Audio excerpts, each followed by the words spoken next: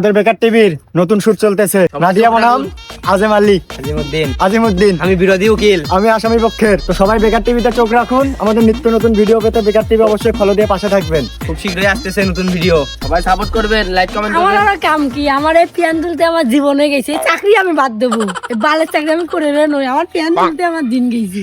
কি বন্ধুরা, আমাকে ভুলে গেছেন? আমি বিগ বস আসতেছি বিগার টিভিতে, সবাই পাশে দেখবেন। এখন আমাদের আবার আমরা নতুন করে টিম গঠন হয়েছি।